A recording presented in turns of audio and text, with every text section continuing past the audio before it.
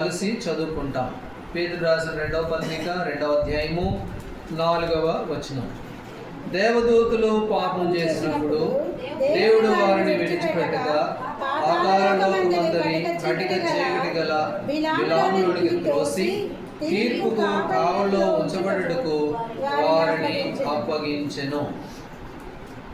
ఈ భాగంలో మనం చూస్తాము దేవుని యొక్క తీర్పు, దేవుని యొక్క ఉగ్రత, దేవుని యొక్క కోపము. అయితే ఎవరి మీదకి వచ్చింది దేవుని యొక్క కోపము అని అంటే, మరి దేవదూతుల మీదకి దేవుని యొక్క కోపం వచ్చింది. అయితే ఈ వాక్యంలో మనం ఆరాధించడానికి, మనం అర్థం చేసుకోవడానికి ఏముందండి అనుకోవచ్చు. అంత దేవదూతులు, వారి మీదకు ఉన్న తీర్పు, వారి మీద ఉన్నటువంటి శిక్షే కదా అనుకోవచ్చు.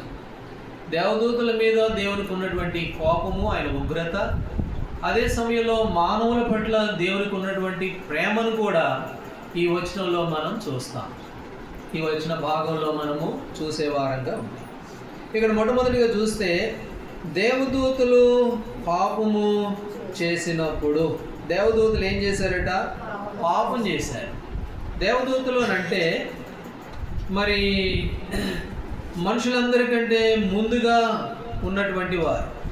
దేవదూతలు అంటే దేవునితో సదాకాలము ఉండేటువంటి వారు, దేవుని దగ్గర, దేవుని చుట్టూ ఎల్లప్పుడూ ఉన్నటువంటి వారు. పైన తలుపు ఏం కొట్టుకుంటా ఉంది.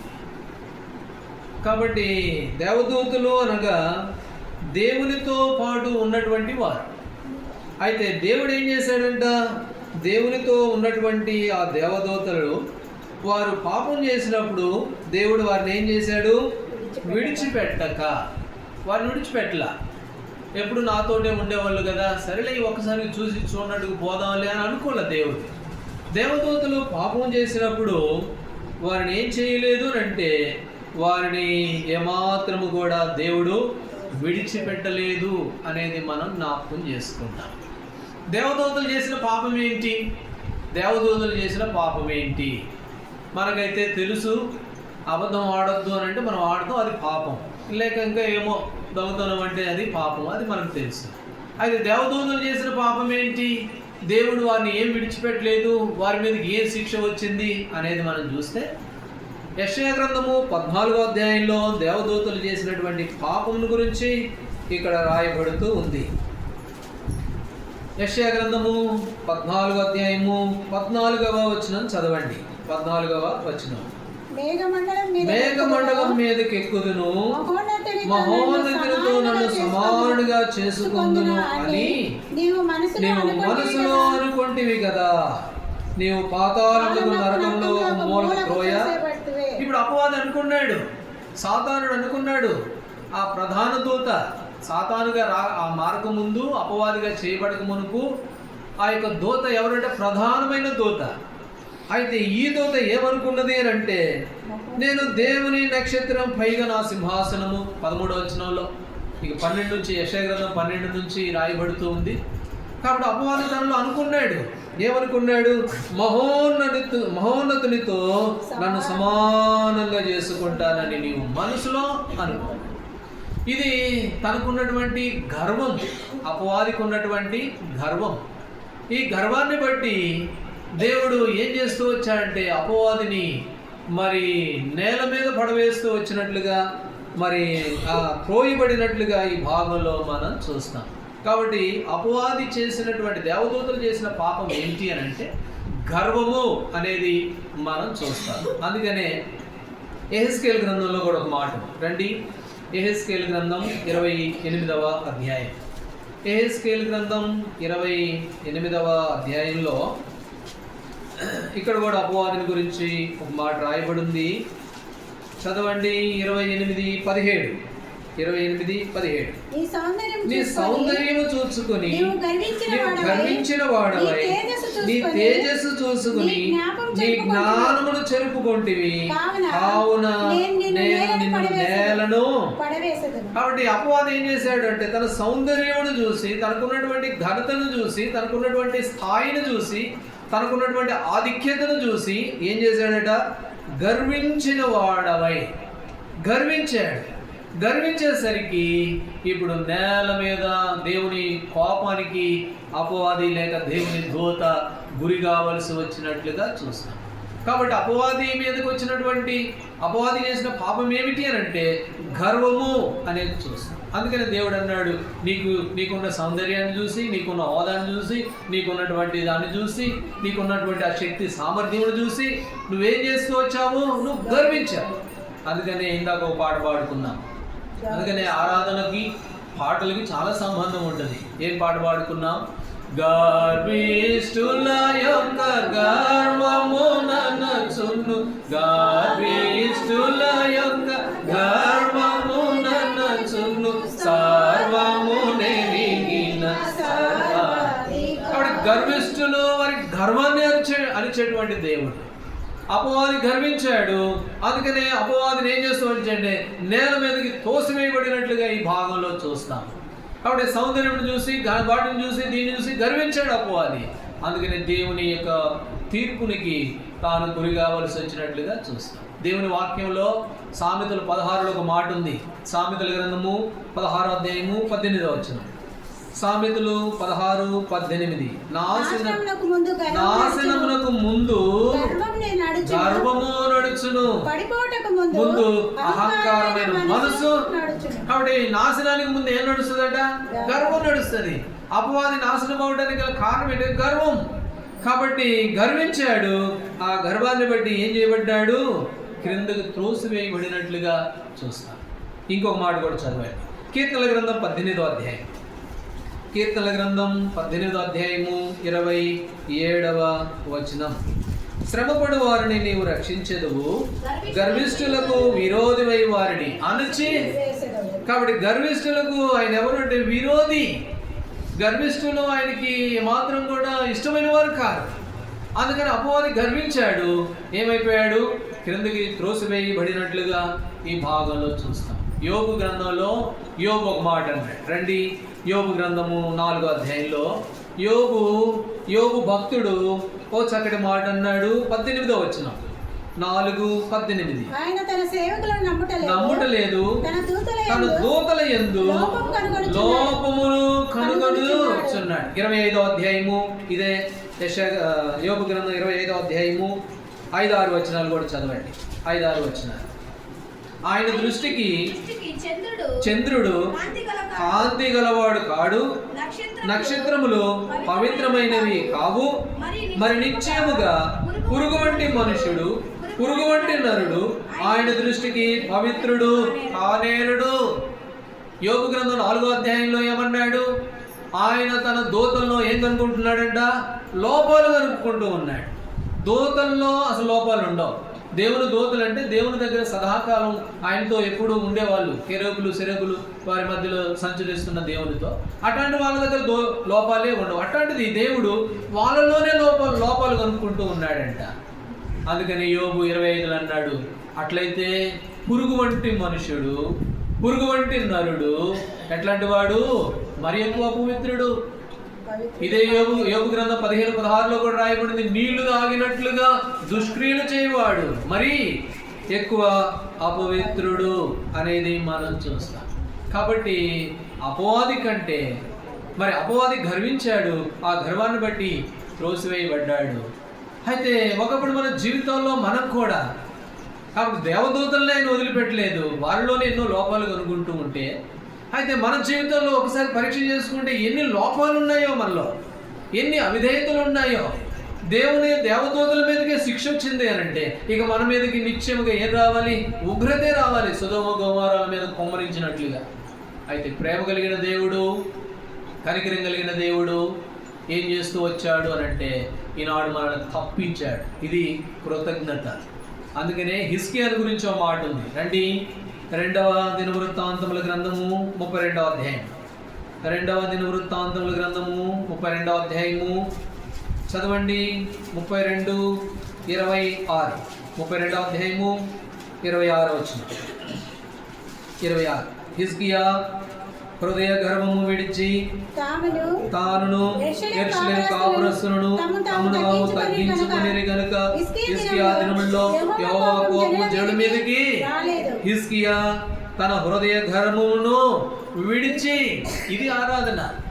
ఆరాధన అంటే ఏమిటి అని అంటే హిజ్కియా తన హృదయ గర్వమును విడిచి, కాబట్టి గర్వాన్ని విడిచిపెట్టి, అందుకనే హన్నా ఒక పాట పాడింది 1 సమూయేలు గ్రంథం 2వ అధ్యాయంలో, గర్వము మాటలు మీ నోట రానియకండి అని అన్నది. కాబట్టి హిజ్కియా తన గర్వమును ఏం చేస్తూ వచ్చాడంట, విడిచిపెట్టాడు. అప్పుడు దేవుని యొక్క ప్రేమ, దేవుని యొక్క వాత్సల్యత తన మీద కుమ్మరించబడినట్లుగా, తన జనుల మీద కుమ్మరించబడినట్లుగా ఈ భాగంలో చూస్తాం. అయితే అపవాది అలాంటి వాడు కాదు. అపవాది ఎట్లాంటి వాడు అని అంటే గర్వించినటువంటి వాడు. ఆ గర్వాన్ని బట్టి దేవుని ఉగ్రత ఆ అపవాది మీద, దేవుని దూత మీద కుమ్మరించబడినట్లుగా చూస్తాం. అలాగైతే మరి పాపం మనమైతే మన జీవితాల్లో పురుగు వంటి నరుడు, మరి నీళ్లు తాగినట్టుగా దుష్క్రియలు చేయని వాడు ఎట్లాంటి వాడట, మరి ఎక్కువ అపవిత్రుడు, మరి ఎక్కువ గర్విష్ఠుడు, ఎక్కువ ఉగ్రత మన మీదకి రావాల్సి ఉన్నది. అయితే దేవుడు నేటి దినాన వాడు తప్పించాడు హిజ్కియా వలె. అందుకనే యెషయా గ్రంథం 66:2 ఒక మాట అంటాడు. యెషయా గ్రంథము 66వ అధ్యాయము 2వ వచనం, 66వ అధ్యాయం 2వ వచనం చదవండి. అవన్నీ నా హస్తకృత్యములు, అవి నా వలన కలిగినవని యెహోవా సెలవిస్తున్నాడు. ఎవడు దీనుడై నలిగిన హృదయం గలవాడై నా మాట విని వణుకుచుండునో నేను వారిని దృష్టించి చున్నాను. ఆ తర్వాత 57 యెషయా గ్రంథం 57వ అధ్యాయము 15వ వచనం, 57:15 నలిగిన వారి ప్రాణమును, చివరి భాగం నేను చదువుతాను. వినయము గల వారి యొద్దను, దీన మనసు గల వారి యొద్దను ఏం చేస్తున్నాడట, ఆయన నివసించుచున్నాడు. నలిగిన వారి ప్రాణమును, విరిగిన వారి మనసును ఉజ్జీవింపజేయుటకు వినయం గల వారి యొద్ద, దీన మనసు గల వారి యొద్ద ఆయన ఏం చేస్తున్నాడు, ఆయన నివసించుతూ ఉన్నట్లుగా చూస్తాడు. ఎవడు దీనుడై మరి వణుకుచుండునో వారిని నేను దృష్టించుచున్నాను. కాబట్టి హిజ్కియా కూడా తగ్గింపు, విధేయత చూపాడు, హృదయ గర్వమును విడిచాడు. దేవుడు హిజ్కియాను భద్రపరిచినట్లుగా చూస్తాం. ఒకప్పుడు మన జీవితాల్లో ఏమాత్రం ఇలాంటి విధేయత, వినయము లేనటువంటి వారు, అపవాది సంబంధులం, అపవాది వలె గర్వించిన వారు, నిశ్చయముగా దేవుని యొక్క ఉగ్రతకు మనము పాత్రులమైనటువంటి వారు. అయితే ప్రభు యేసు ప్రభువాన్ని సొంత రక్షకుడిగా హృదయంలో చేర్చుకోవడం ద్వారా, హృదయ గర్వమును విడిచిపెట్టడం ద్వారా దేవుని ఉగ్రత నుంచి నేటి దినాన మనం తప్పించబడ్డాము అని. కాబట్టి ఇది మొదటి కారణం మనం ప్రభుని ఆరాధించడానికి. రెండవ విషయానికి వెళ్తే పేతురు రాసిన 2వ పత్రిక 2వ అధ్యాయము మరలా చదవండి. 4వ వచనం. దేవదూతలు పాపం చేసినప్పుడు దేవుడు వారిని విడిచిపెట్టక పాతాళ లోకమందని కటిక చీకటి గల బిలాంలోనికి త్రోసి తీర్పుకు కావల్లో ఉంచబడ్డ వారిని అప్పగించెను. ఇప్పుడు దేవదూతలు చేసిన పాపం ఏంటి అనేది మొదటి తలంపులో మనం చూస్తూ వచ్చాం. నీ సౌందర్యమును చూసి, నీకున్నటువంటి ఆ సామర్థ్యమును చూసి నువ్వు గర్వించావు, అందుకనే త్రోయబడ్డావు అని దేవుడు అన్నట్లుగా ఈ భాగంలో చూశాను. ఇది గర్వం.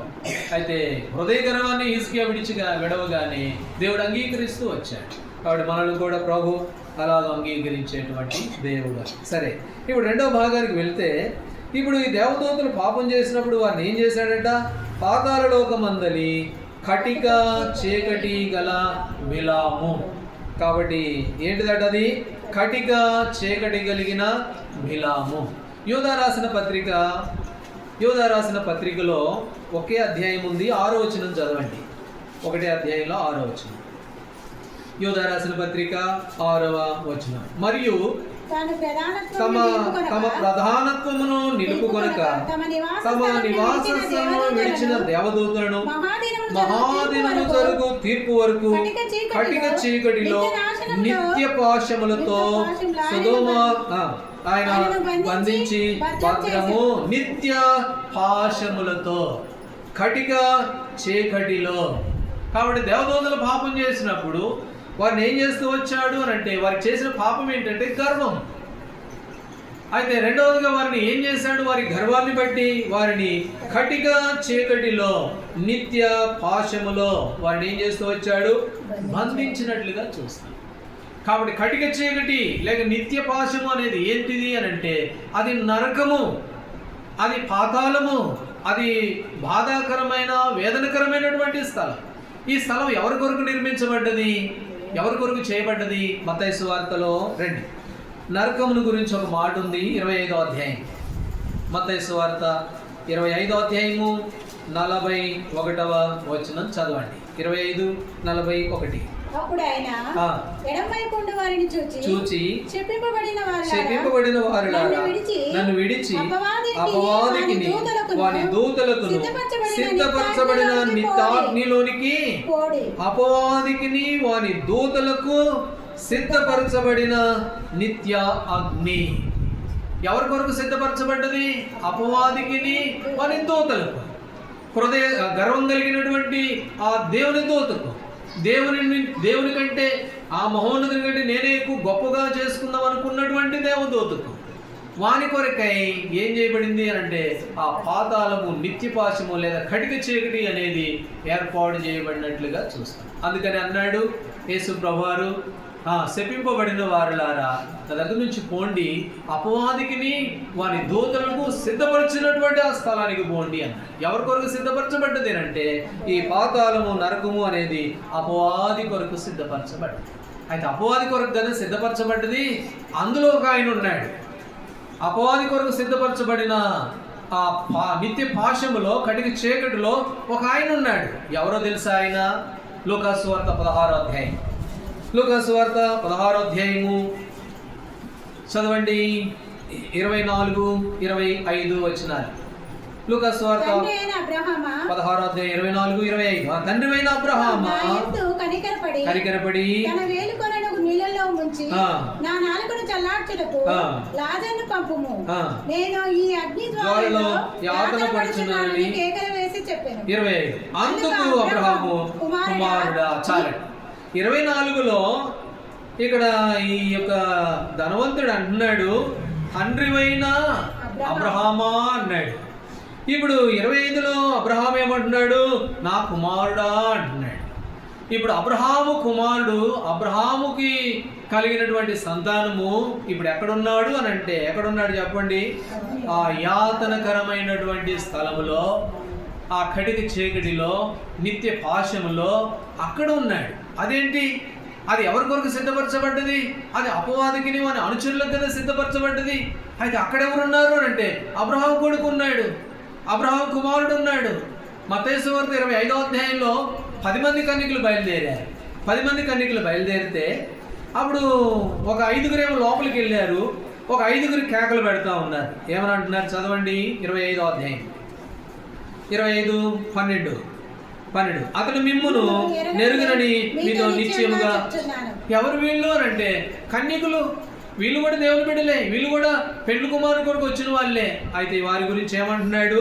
మీరు ఎవరో నాకు తెలియదు, పోండి అంటున్నాడు. ఏం కారణం అని అంటే, మరి ఏం కారణం అంటే వారు ఆ కటిక చీకటికి పాత్రులుగా ఉన్నారు. కటిక చీకటి వెంబడించే వాళ్ళే, అబ్రహాం కొడుకే, అబ్రహాం కుమారుడే, కానీ ఎక్కడున్నాడు? నిత్య పాశములో ఉన్నాడు. కాబట్టి ప్రభువును వెంబడించినటువంటి 5గురే, కానీ ఎక్కడున్నారు అని అంటే మీరెవరో నాకు తెలియదు, పోండి అన్నారు. ఎందుకు తెలుసా? ఎందుకు అలాగ అన్నాడో తెలుసా? యోహాను సువార్త 3వ అధ్యాయం, యోహాను సువార్త 3వ అధ్యాయము 19వ వచనం చదవండి. 3:19. వెలుగు లోకంలోనికి వచ్చిన గాని తమ క్రియలు చెడ్డమైనందున మనుషులు వెలుగును ప్రేమింపక చీకటినే ప్రేమించిరి. అది కారణం. ధనవంతుడు అబ్రహాము కొడుకు పోయి ఆ కటిక చీకటిలో ఉన్నాడు. ఏ కారణం అంటే తను బ్రతికున్నన్ని దినాలు దేన్ని ప్రేమించాడు? చీకటినే ప్రేమించాడు. ఈ బుద్ధి కలిగిన కన్యకులు, ఈ బుద్ధి లేని కన్యకులు ఏం చేశారు? బ్రతుకున్నప్పుడు అంటే సిద్ధపాటు లేని వారుగా ఉన్నారు. అందుకనే మీరెవరో నాకు తెలియదు, పోండి అని దేవుడు అన్నట్లుగా ఆ భాగంలో చూస్తాం. కాబట్టి చీకటినే ప్రేమించిన వారు ఒకప్పుడు మన జీవితాల్లో కూడా ఆ చీకటిలో జీవిస్తూ, ఆ చీకటినే ప్రేమిస్తూ, అబ్రహాము కొడుకులమే, అబ్రహాము కుమారులమే కానీ నిత్య జీవానికి వారసులం కావాల్సిన మనము అయితే యాతనకరమైన స్థలానికి పోవలసిన వారంగా మనం ఉన్నాం. ఆయన వెంబడించేటువంటి బుద్ధి కలిగిన కన్యకుల వలె ఉన్నాలే కానీ నిశ్చయంగా మనం ఆయన ఎరగనటువంటి వారంగానే మనం ఉన్నాం. అయితే ప్రేమ కలిగిన దేవుడు మనల్ని ఆ యాతనకరమైన స్థలం నుంచి ఈ దినాన మనల్ని తప్పించాడు. అందులోంచి విడిపించబడ్డాం. అది కటిక చీకటి, నిత్య పాశము, అది అపవాదికి మన అనుచరులకు సిద్ధపరచబడిన అటువంటి స్థలము అని. అందుకని చూడండి, రండి సామెతల గ్రంథం 4వ అధ్యాయం. సామెతల గ్రంథము 4వ అధ్యాయము 19వ వచనం. 4:19. భక్తిహీనుల మార్గము గాఢాంధకరము, తాము దేని మీద పడున్నది వారికి. కాబట్టి భక్తిహీనుల మార్గము ఎట్లాంటిదట? గాఢాంధకరం. వాళ్ళు దేని మీద పడేది వాళ్ళకు కూడా తెలియదు. ఎందుకనంటే 2 కొరింథీ 4:4 రాయబడి ఉంది, వారి మనోనేత్రాలు ఏమైపోయినాయట? గురుడితనం. అందుకని దేని మీద పడేది వాళ్ళకి తెలియదు, ఎక్కడ పడేది వాళ్ళకి తెలియదు. యెషయా గ్రంథం 59:10 రాయబడి ఉంది, బాగుగా బ్రతుకుచున్నామన్న పేరుందిలే కానీ అయితే ఏం చేస్తున్నారు? గోడ కొరకు తడవలాడుతూ ఉన్నారంట. ఎఫెసీ 2:1 ఏమి రాయబడింది? మీరు మీ అపరాధముల చేతును పాపముల చేతును చచ్చిన వారై ఉండగా. బాగా ఉన్నాంలే అనుకుంటున్నాం. ఆ ధనవంతుడు అదే అనుకున్నాడు, నేను అబ్రహాం కొడుకునే అనుకున్నాడు. బుద్ధి లేని కన్యకులు కొడుకుని మేము ప్రభుని వెంబడించే వారమే అనుకున్నారు. బాగానే ఉన్నాంలే అనుకున్నారు. బుద్ధిహీనుల మార్గము ఎట్లాంటిదట? గాఢాంధకరం, తాము దేని మీద పడినది వారికి తెలియదు. కాబట్టి ఒకప్పుడు మన జీవితాల్లో ఇట్లాంటి వారంగా ఉంటివి. మన జీవితాలు ఇలాంటివిగానే ఉన్నాయి, మంచిగానే ఉన్నాం, బాగానే ఉన్నాం. కాబట్టి నేను నిత్య పాశానికి వెళ్ళను, కడిగి చేయడానికి వెళ్ళను అని మనం అనుకున్నాంలే. కానీ నిశ్చయముగా మనము కూడా శపించబడిన వారి ఆ గుంపులో ఉన్నటువంటి వారిని దేవుడు కనికరం కలిగిన వాడు, ప్రేమ కలిగిన వాడు ఆ స్థలంలోంచి మనల్ని తప్పించాడు. ఏం చేశాడో తెలుసా? కొరింథీయులకు రాసిన 2వ పత్రిక. కొరింథీయులకు రాసిన 2వ పత్రిక 4వ అధ్యాయము 5వ వచనం. కొరింథీ 4:5 వచనం. 2వ కొరింథీ. వెలుగు ప్రకాశించును గాని పలికిన దేవుడు తన మహిమను గూర్చిన జ్ఞానము యేసుక్రీస్తునందు వెల్లడిపరచుటకు మా హృదయములో ప్రకాశించెను. చాలు. అంధకారం నుండి వెలుగు ప్రకాశించును గాకని పలికిన దేవుడు ఆ జ్ఞానమును ఈనాడు మన హృదయములో ఏం చేస్తూ వచ్చాడు అనంటే ప్రకాశింపజేస్తూ వచ్చాడు. చీకటినే ప్రేమించిన వారం, చీకటిలోనే సంచరిస్తున్న వారం, నిశ్చయముగా అపవాదికి వాని అనుచరులకు సిద్ధపరచబడిన ఆ కడిగి చీకటికి పాత్రలు మనం. అయితే పౌలపోస్తుడు ఏమన్నాడు? ఈనాడు మా హృదయాలు దేవుడు ఏం చేశాడు? వెలిగించాడు, ప్రకాశింపజేస్తూ వచ్చాడు. అందుకని యేసుప్రభువు వారు అన్నాడు మత్తయి సువార్త 5వ అధ్యాయం 14వ వచనంలో, మీరు లోకమునకు వెలుగై ఉన్నారు అని ప్రభువు చెప్పాడు. దేవుడు మనల్ని వెలిగించాడు, వెలుగులోని తెచ్చాడు. చీకటిలో ఉండకుండా చీకటిలో నుంచి దేవుడు మనల్ని తప్పిస్తూ వచ్చాడు. అంతేకాదు ఫిలిప్పీయులకు రాసిన పత్రిక 2వ అధ్యాయం 16వ వచనంలో, మూర్ఖమైన వక్రజనం మధ్య జీవవాక్యమును చేతపట్టుకుని జ్యోతులవలే కనబడుతూ ఉన్నామంట. అలాగూ వెలిగించబడినటువంటి వారము అని. వెలిగించబడిన మనకు ఇప్పుడు మన జీవితాల్లో ఏం లేదు, కటిక చీకటి అనేది ఎంత మాత్రము కూడా లేదు. ఐగుప్తీయులు ఉన్నారు. ఐగుప్తీయుల గురించి రాయబడి ఉంది. రండి నిర్గమాకాండం 10వ అధ్యాయం. నిర్గమాకాండము 10వ అధ్యాయము 23వ వచనం. నిర్గమాకాండం 10:23 చదవండి. 10వ అధ్యాయము 23వ వచనం. 3 దినములు ఒకరినొకడు కనుగొనలేదు, ఎవడును తానున్న చోటు నుండి లేవలేకపోయిను. అయినను ఇశ్రాయేలు వారందరికీ వారి నివాసములో వెలుగుండెను. అయినను ఐగుప్తీయులకేమో చీకటి ఉంది, వారి కుటుంబాలకు వెలుగు లేదు, చీకటిలోనే ఉన్నారు, చీకటిలోనే వెళ్తున్నారు. వారు దేని మీద పడేది కూడా వారికి తెలియదు. గాఢాంధకరమైనటువంటి పరిస్థితుల్లో వారు ఉన్నారులే. కానీ అయినను హృదయాలు వెలిగించబడిన వారు, యేసు ప్రభువు ద్వారా రక్షణలోనికి తీసుకుని రాబడిన వారు, లోకమునకు వెలుగుగా చేయబడిన వారు, జీవవాక్యం చేతపట్టుకుని వెలిగించబడిన వారు, వారి కుటుంబాల్లో వారి జీవితాల్లో ఏముందంట? వెలుగుండెను అని. నాడు వెలుగుంది మన జీవితాల్లో, మన కుటుంబాల్లో. దేవుడు అలా వెలిగించడానికి ఇష్టపడుతూ వచ్చాడు. ఈనాడు కటిక చీకటి నుంచి, నిత్య పాశము నుండి రెండవదిగా మనం ఏం చేయబడ్డాము? తప్పించబడ్డాము. కాబట్టి ఇది కృతజ్ఞత. ప్రభువా, నిజంగా నీవు తప్పించకపోతే ఆ లాజరు బ్రతిమలాడాడు, అయ్యా ఒక చెమ్ము వద్దు, ఒక గ్లాస్ వద్దు, ఒక లీటర్ వద్దు, ఒక బాటిల్ వద్దు, ఎంత కావాలన్నాడు? నీళ్లు. ఎన్ని నీళ్ళు కావాలన్నాడు చెప్పండి? లాజరు, క్షమించండి, ఆ ధనవంతుడు చిటికిన వేలుతో ఆ కొనతో ఎన్ని నీళ్ళు వస్తాయి? ఈ చిటికిన వేలు నేలలో ముంచితే ఎన్ని నీళ్ళు వస్తాయి, అవి చాలంట, అవి దొరికినా చాలు బంగారం అనుకున్నాడు. అలాంటి యాతనకరమైన స్థలానికి దేవుడు పోకుండా మనల్ని తప్పించాడు. అయితే పేతురు రాసిన పత్రికలో దేవదూతలు పాపం చేసినప్పుడు వాళ్ళు ఏం చేయలేదంట, చూసి చూడనట్టుగా వదిలిపెట్టలే, వారినే విడిచిపెట్టలేదు. అట్లాంటిది మనం ఎంత, మనం ఒక లెక్క. దేవదూతలనే ఆయన వదిలిపెట్టలేదు అని అంటే నువ్వు నేను ఒక లెక్క. అయితే ఎంత ప్రేమ కలిగిన దేవుడు అని అంటే మనం ఆ స్థలానికి వెళ్లకుండా మనం అందులో నుంచి తప్పించబడాలని దేవుడు సంకల్పించిన వాడై దేవుడు మన కొరకై తన కుమారుడైన యేసు ప్రభువుని ఈ లోకానికి పంపాడు. ఒక మాట ఉంది ఆమోసు గ్రంథం 8వ అధ్యాయంలో, రెడ్డి ఆమోసు గ్రంథం 8వ అధ్యాయం 9వ వచనం. ఆమోసు గ్రంథం 8వ అధ్యాయము 9వ వచనం. ప్రభు అయిన యెహోవా సెలవిచ్చినదేమనగా, ఆ దినమున నేను మధ్యాహ్న కాలమందు సూర్యుడిని అస్తమింపజేసేదను, పగటి వేళను భూమి చీకటి కమ్మజే. ఆ దినమున దేవుడు అంటున్నాడు, ఆ దినమున నేను మధ్యాహ్నం ఏం చేస్తాను, చీకటిగా చేస్తాను. మధ్యాహ్నాన్ని ఏం చేస్తాను, చీకటిగా చేస్తాను. ఏ దినాన, ఆ దినాన. ఆ దినం అంటే ఏ దినము? మార్కు సువార్త 15వ అధ్యాయం. యేసు ప్రభువారు కలువరి శిలువలో ఆయన అప్పగింపబడినప్పుడు ఆయన కలువరి శిలువలో మధ్యాహ్నము వేళ ఏం చేస్తూ వచ్చాడంటే, నా దేవా నన్నెందుకు చేయి విడిచావని ఆయన ప్రాణాన్ని మనుషులందరి కొరకు అప్పగించినప్పుడు ఏం జరిగిందో తెలుసా? రండి, మార్కు సువార్త 15వ అధ్యాయము 33వ వచనం. 15:33. మధ్యాహ్నము మొదలుకొని 3 గంటల వరకు ఆ దేశమంతటను చీకటి కమ్మెను. ఆమోసు 8:9. ఆ దినమున నేను మధ్యాహ్నములు చీకటి కలుగు చేస్తానని దేవుడు అన్నాడు. ఏ దినము అంటే యేసు ప్రభువారు నీ కొరకు నా కొరకు చనిపోయిన దినం.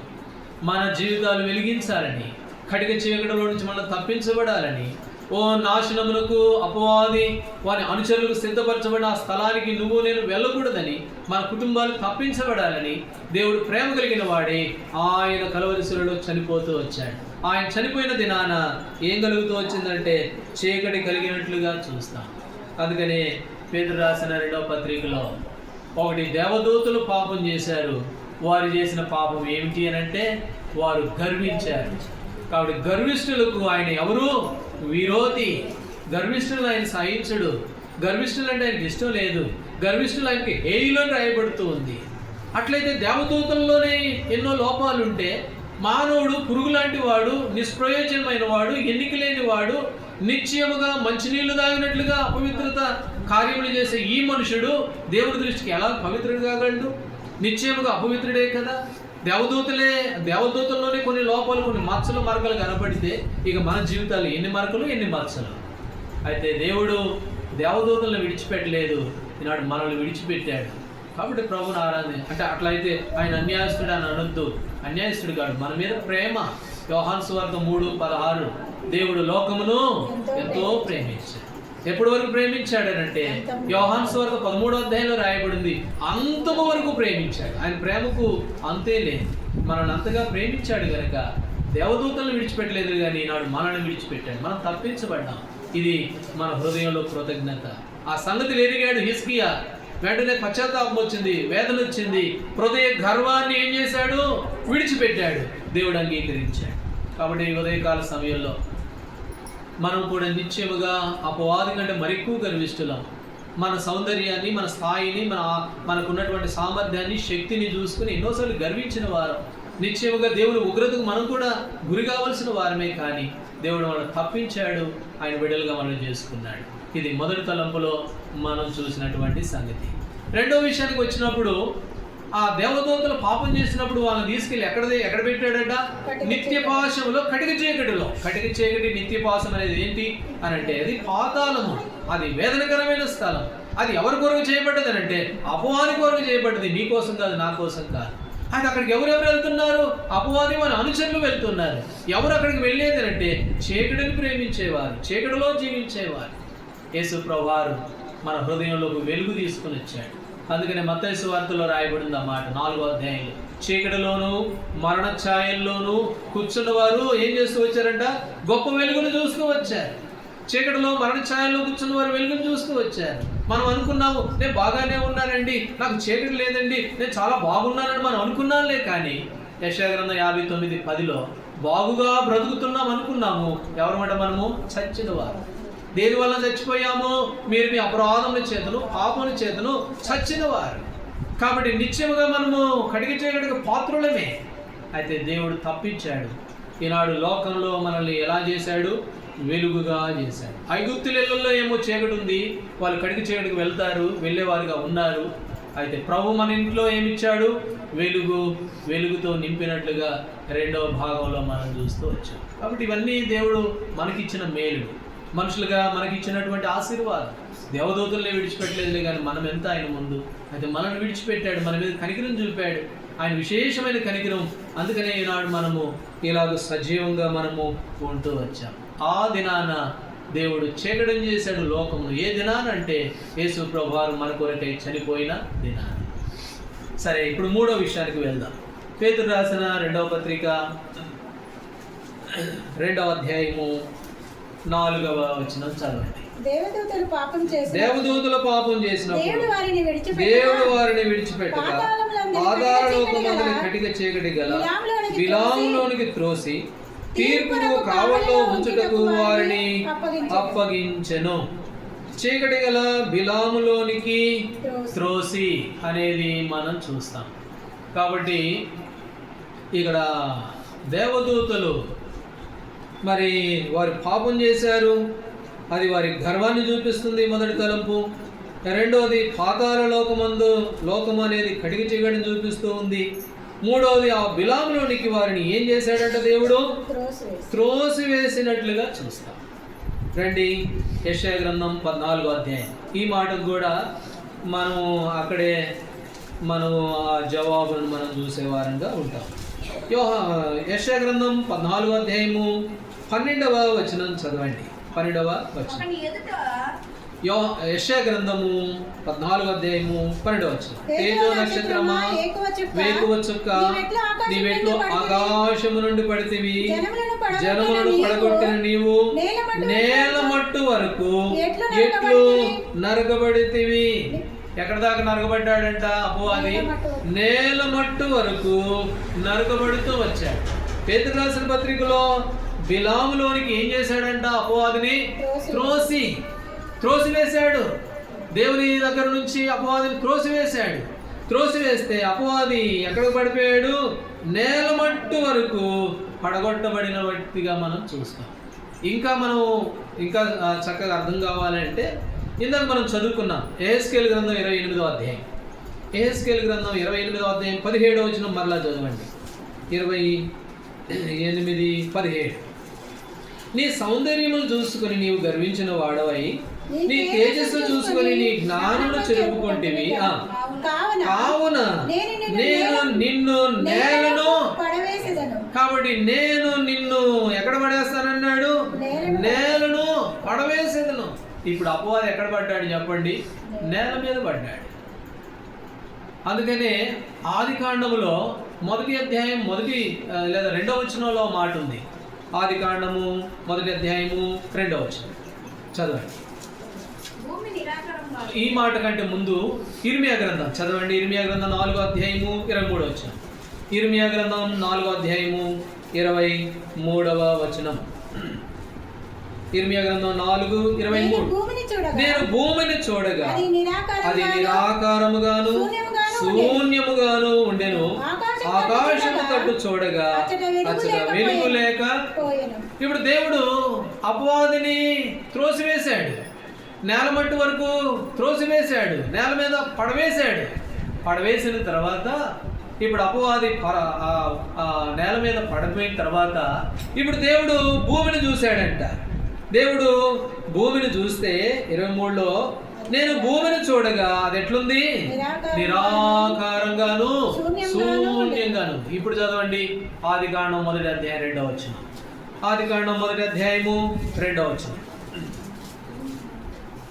భూమి నిరాకారముగాను శూన్యముగాను ఉండెను. భూమి ఎట్లుందంట? నిరాకారముగాను శూన్యముగాను ఉండెను. ఎందుకు శూన్యమైపోయింది, ఎందుకు నిరాకారం అయిపోయింది అని అంటే అపవాది త్రోయబడ్డాడు, అపవాది నేల మీద పడవేయబడ్డాడు, అపవాది భూమి మీద పడవేయబడ్డాడు. అందుకని ఇప్పుడు భూమి ఏమైపోయిందంటే నిరాకారం అయిపోయింది, ఆకారం లేనిదిగా అయిపోయింది.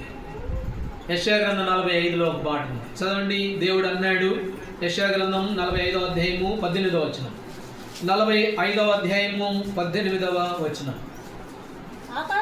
ఆకాశములకు సృష్టికర్తయగు యెహోవాయే దేవుడు ఆయన భూమిని కలుగజేసి దాన్ని స్థిరపరచెను, నిరాకారముగా ఉండునట్లు ఆయన దాన్ని సృజింపలే. దేవుడు మొట్టమొదట భూమిని చేశాడు.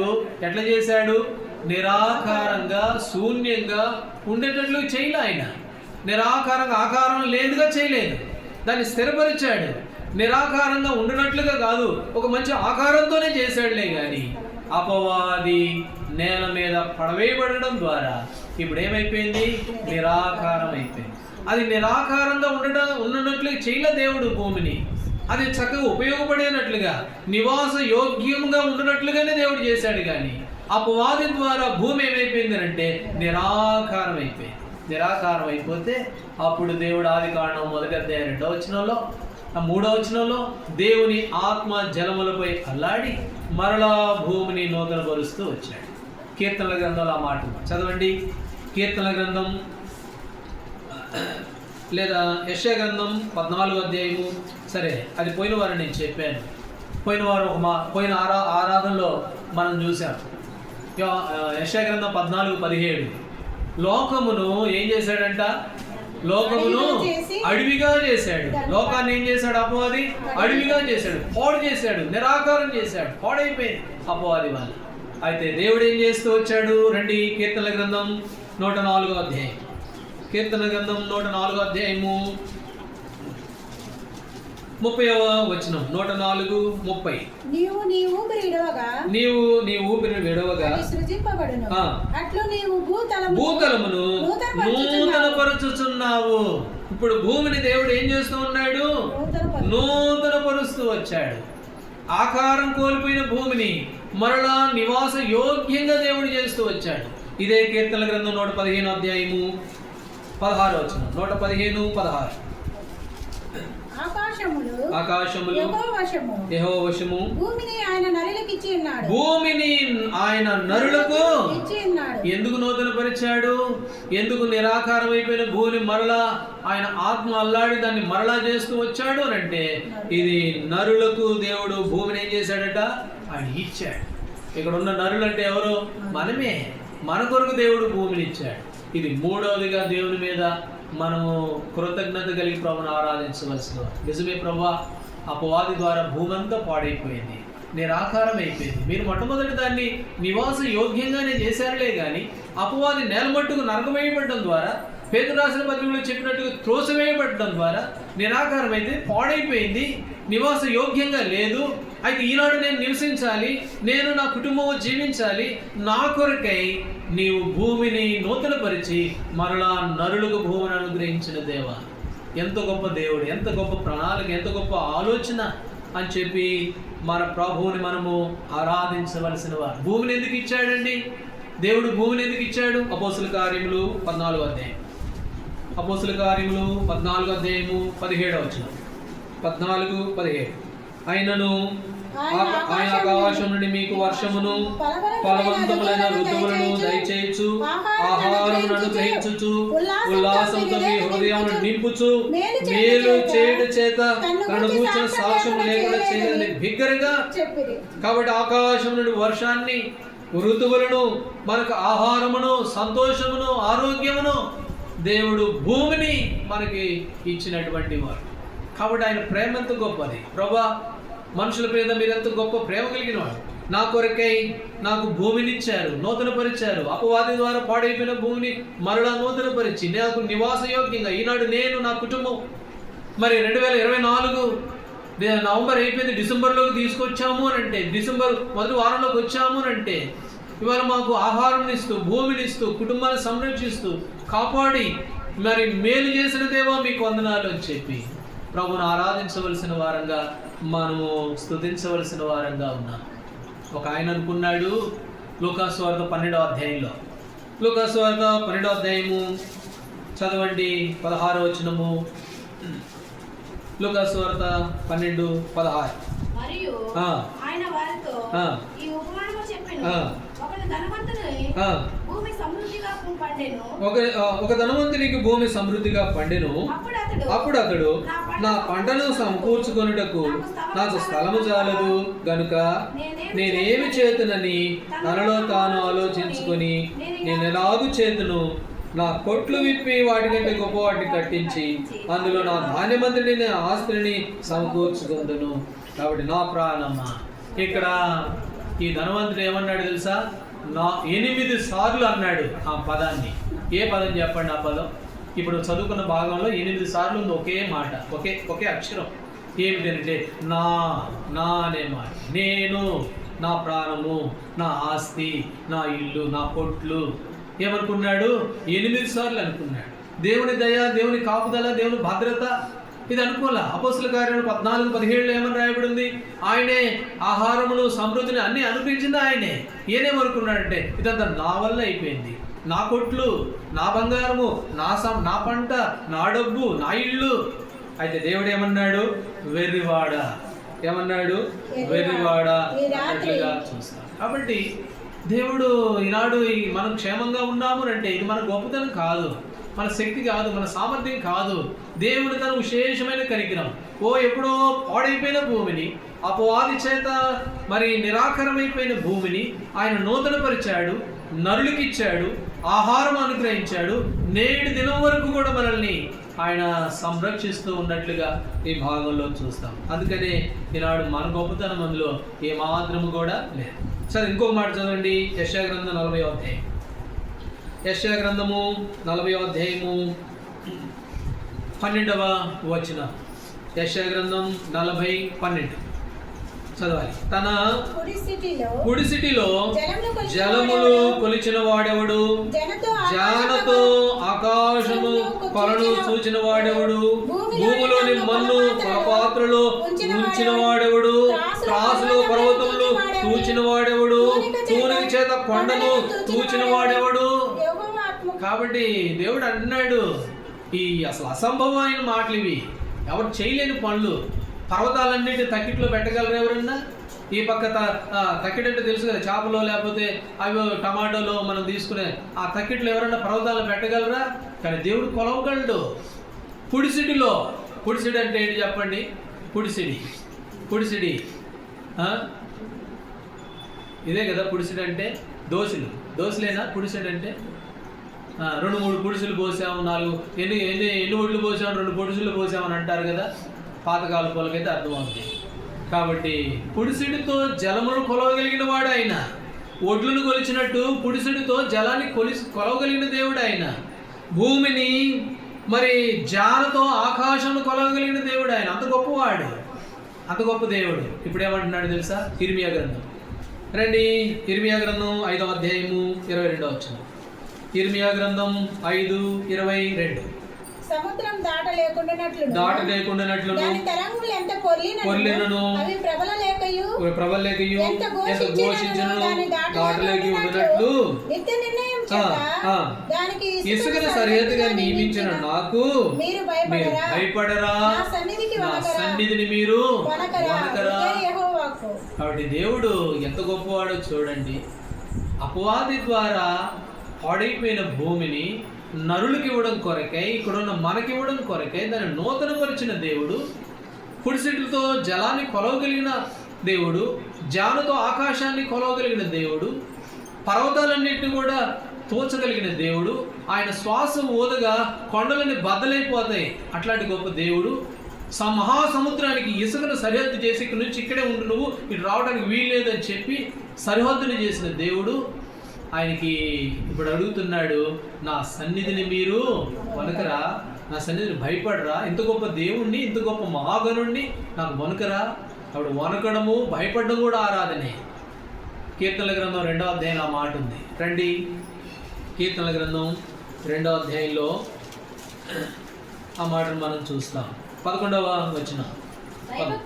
భయభక్తులు కలిగి యెహోవాను సేవించుడి, గడగడా వణుకుచు సంతోషించుడి, గడగడా వణుకుచు. కాబట్టి దేవుని సన్నిధి అంటే నిర్లక్ష్యంగా ఉండటే అది ఆరాధన కాదు. దేవుని మందిరము, దేవుని సన్నిధి అంటే భయము, భక్తి, గడగడ వణకడం, అది ఆరాధన. ఆయన ఎంత గొప్ప దేవుడు, ఎంత మహాగణుడు. అట్లాంటి దేవుని సన్నిధిలో మనం ఎలాంటి వారంగా కనబడుతూ ఉన్నాం. కాబట్టి ఆరాధనలో భాగం ఏంటి అంటే భయభక్తులు కలిగి ఉండడం కూడా ఆరాధనే. కాబట్టి ఈ భాగంలో మనం చూస్తాము, దేవదూతలు తప్పు చేస్తేనే విడిచిపెట్టలేదు నేను. ఇప్పుడు మనం ఆయన ముందు ఎంత. కాబట్టి ఆది కాండములో భూమి నిరాకారం అయిపోయింది. దానికి కారణాలు మనం చూస్తూ వచ్చాము. దేవదూతలు పాపం చేశారు. వారు చేసిన పాపం ఏంటి? గర్వించారు. గర్వము ఏం చేస్తుందంటే నాశనానికి ముందు నడుస్తుందంట. అహంకారమైన మనసు పడిపోవడానికి ముందు నడుస్తుందంట. కాబట్టి ఒకప్పుడు వాస్తవంగా మనం గర్విష్ఠులమే. కాబట్టి ఎంత గర్వం కలిగిన వారమో, గర్వపు మాటలు మాట్లాడిన వారమే, నిశ్చయముగా పడిపోవడానికి అర్హులమే. అయితే దేవుడు తప్పించాడు. కాబట్టి మనల్ని అపవాది వెళ్ళాల్సిన తీర్పులోకి వెళ్ళకుండా మనల్ని దేవుడు తప్పించాడు. రెండోది, అపవాది కటికి చీకట్లకు త్రోయబడ్డాడు. చీకట్లో నడిచిన వారమే. నేను బాగానే ఉన్నానండి, మంచిగానే ఉన్నాను అనుకున్నాం, కానీ ధనవంతుడు లాంటి వాడమే. నేను అబ్రహాం కొడుకునే అనుకున్నాడు ధనవంతుడు. కాబట్టి నేను బుద్ధి కలిగిన కన్నికనే అనుకున్నారు వాళ్ళు బుద్ధి లేని వాళ్ళు. వాళ్ళంతా విడవబడ్డారు. కాబట్టి ఒకప్పుడు మన జీవితాలు అలాగే ఉన్నాయి. ఏదో వస్తున్నా బంధువులు దేవుని మీద ఆరాధిస్తున్నా, గణపరుస్తున్నా, నేను బాగానే ఉన్నాను అనుకున్నాం, కానీ చచ్చినటువంటి వారు, అడవలాడుతున్న వారు, గుడ్డివారు. దేవుడు మనల్ని మనోనేత్రాలు వెలిగించాడు. దైవజనుడు భక్సింగ్ గారిని దేవుడు జ్ఞాపకం చేసుకున్నాడు. ఆయన ఏర్పాటు చేసుకున్నాడు. ఆ సంఘ దర్శనంలో తీసుకుని వచ్చాడు. మన మనోనేత్రాలు వెలిగించాడు. ఆత్మ సంబంధమైన సంగతులను నేర్చుకొని మరి పాటించేటువంటి ప్రజగా మనల్ని దేవుడు చేశాడు. ప్రభా, నీవు ఇచ్చిన సంఘముకై మీకు వందన స్తోత్రాలు అని చెప్పి ప్రభువును ఆరాధించవలసిన వారంగా ఉన్నాం. మూడవదిగా, భూమి నివాసయోగ్యంగానే చేశాడులే, కానీ దేవుడు అదేమైపోయింది? నిరాకారం అయిపోయింది. ఆకారం లేనిది అయిపోయింది. దేవుడు మరలా దాన్ని నూతనపరిచాడు, మనుషులమైన మనకి ఇచ్చాడు. అందుకని నేటి దినాన మనం సజీవంగా డిసెంబర్ మాసంలో మొదటి వారంలోకి దేవుడు తీసుకుని వచ్చాడు. ఫలవంతమైన ఋతువులను ఇచ్చాడు, ఆహారం ఇచ్చాడు, సమృద్ధిని ఇచ్చాడు, కుటుంబం ఇచ్చాడు, ఆరోగ్యం ఇచ్చాడు. కాబట్టి నివాస యోగ్యంగా చేస్తూ వచ్చాడు దేవుడు. అందుకనే ఈ సమయంలో ప్రభా, నువ్వు చేసిన మేలుడు నేను 3 నా గమనానికి తేబడ్డాయి. కాబట్టి నేను గణపరుస్తున్నా, ఆరాధిస్తున్నాను అని చెప్పి ప్రభుని స్తుతించి ఆయన మహింపరిచేవారుగా ఉంటారు. ప్రభు అంటున్నాడు, నాకు నా ఎంతో గొప్పవాడను, పర్వతాలను, ఆకాశమును ఇసుకలు సరిహద్దుగా చేసిన వాడు నా సన్నిధిలో వణుకురా, భయపడరా అని అంటున్నాడు. కాబట్టి భయభక్తులతో ప్రభు సన్నిధిలో మనం ఆరాధించే వారంగా, స్తుతించే వారంగా ఉంటాం. దేవుడు ఆ విధంగా మనకు సహాయపడుగా. చిన్న మరి కొన్ని నిమిషాలు విన్న వాక్యాన్ని బట్టి మరి క్లుప్తంగా ప్రభుని ఒకరి తర్వాత ఒకరు ప్రభుని ఆరాధించండి. గత వారం ఎవరైతే ఆరాధించలేకపోయారో వారు మొదటి స్థానం తీసుకునండి. ఆ తర్వాత మిగిలిన వారు ప్రభుని ఆరాధించండి. ఒకరి తర్వాత ఒకరు ప్రభుని ఆరాధించండి.